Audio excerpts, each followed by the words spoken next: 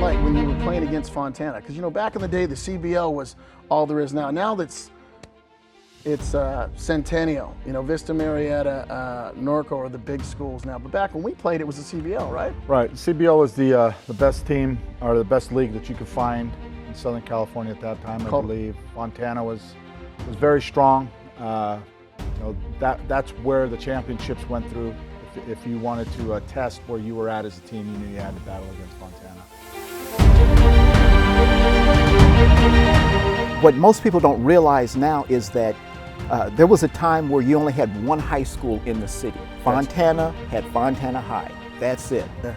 Rialto had Eisenhower. Gotcha. No Carter, no Rialto High. Colton had Colton. Redlands had Redlands High. That's it. That's it. So there were like natural rivalries amongst these cities. So when there was a game between, say, Fontana and Eisenhower, it was like cities competing against each other. Yeah, a lot of town pride. They don't understand the rivalry between the steel mill and the towns back then. It was so huge. More Fontana, you know, with your book. Yeah. It's basically Redlands Fontana. Gotcha. We were not. Yeah, we weren't. Well, the thing was, so many people came out, you know, in Fontana. It was a ritual. I mean, 100 people would try out. It was the 75 team when I first got here. And Tyree had got here in 74. And Fontana had made the playoffs in 74. And lost to South Hills in the opening round. But it was the first time Fontana had done anything. So the enthusiasm was tremendous. But, you know, Tyree gave me this lesson. He says, you know, when I took this job, they told me I either had to beat Chafee or Redlands or I'd get fired. Yeah, that's right. That was the rumor back in the day. And so in 74, I don't think he beat either one of them, ended up third place. But in 75, we ended up beating Redlands for the first time in the history of Fontana. Huge. And it was huge. It was huge. Got the playoffs.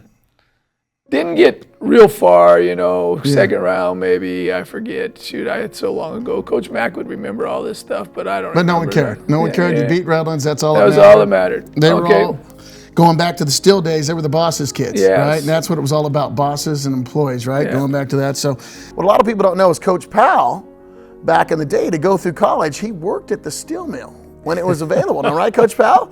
I was there, So, yeah. And when we talked about some stories, he validated some stuff where people would bet their bonus checks or their weekly checks of thousands of dollars would be bet on a high school football game. Oh, yeah.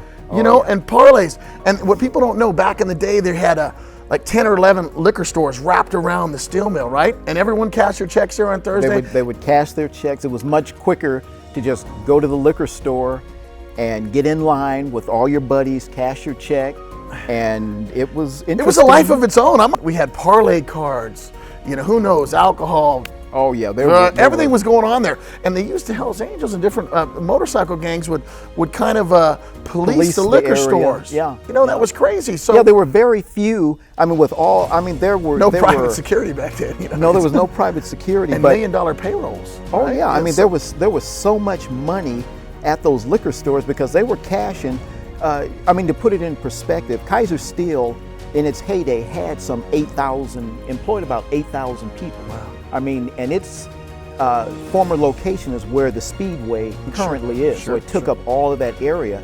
And if you can imagine, 8,000 people all working in one location. Little area, yeah. Yeah. So I mean, you had nightclubs, hundreds and hundreds of people going to these liquor stores, and there was a lot of money. No, a lot of money. And not very many robberies in that area. No, they policed themselves. They policed themselves. But high school sports was a big thing. It was big. It was big. It was big.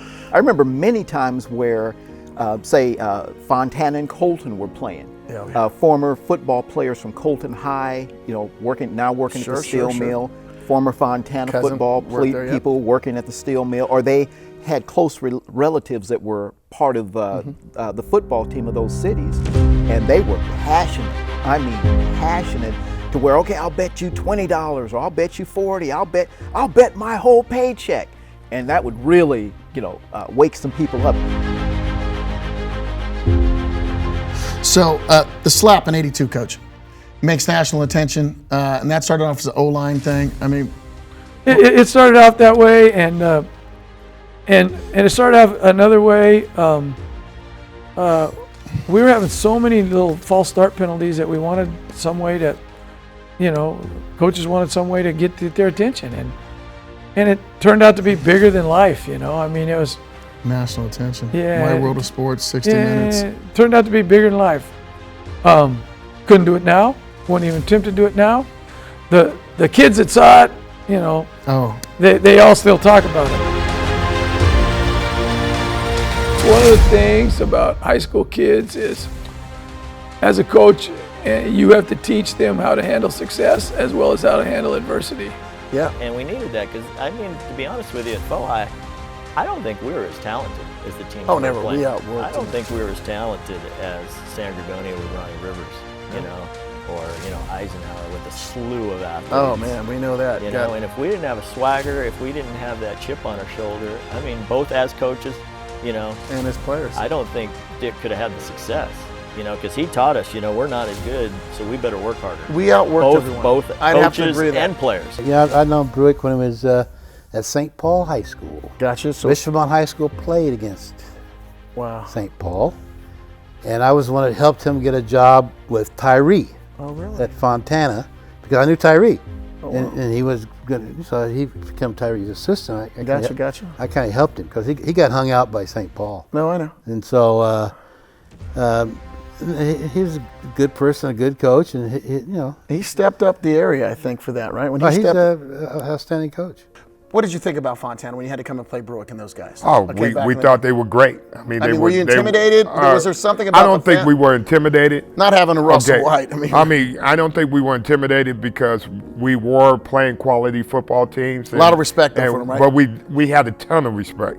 And I'm going to tell you, I've had a great relationship with Dick. Okay. Coach Bruick has treated me awfully well too. And you have to understand, when I first became a head coach, there was a little, skepticism, especially because I didn't have a teacher credential at the time. So I was hired as a guy without a teaching credential back in the day when that was unheard of. Gotcha. Now you start to hear a lot more of it. Sure. And Dick has always treated me with the utmost respect, and I have nothing but great admiration for him. He's a terrific guy and a great football coach. Good. If you could just go out and win every game, coaching would be fun. Yeah. And Don't learn a whole lot if from you that, do if you just go coach when you're in the mood to coach, coaching would be fun. But some days you've had a hard day and you don't know what the kids have had.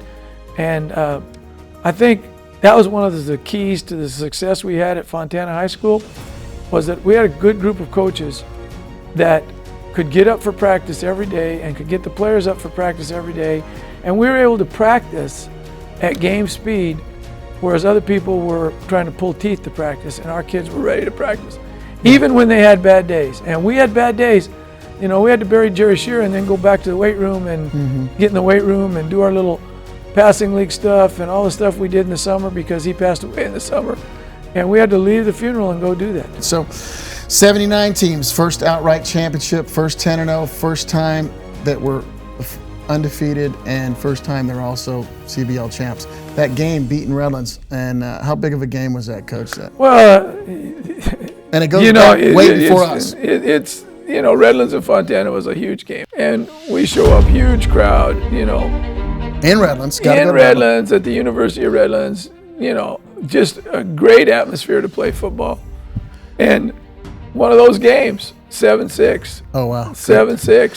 From the years 1974 to 1999, the Fo High football team advanced to the CIF playoffs 26 straight times, which was a state record, and the Steelers won 2 CIF titles under Coach Dick Bruick in 1987 and 1989. Greatest coaching accomplishment's got to be, I don't know, Coach, how many ex-players that want to be coaches like you, mentors? To me, that's the big thing, that how many kids went on to college. Sure. Because there was a time when everybody in Fontana wanted to go work at the steel mill. Oh yeah. And the steel mill was gone, and now they didn't have that, and these kids went on to college. And then how many of them got into education and law enforcement? Without a doubt. Very, very, we have a lot of them in law enforcement as well. And law enforcement and education coaching are very similar, in fact, because I think they are. They're very important aspects of our society. And we got another 40 ex-football players in law enforcement.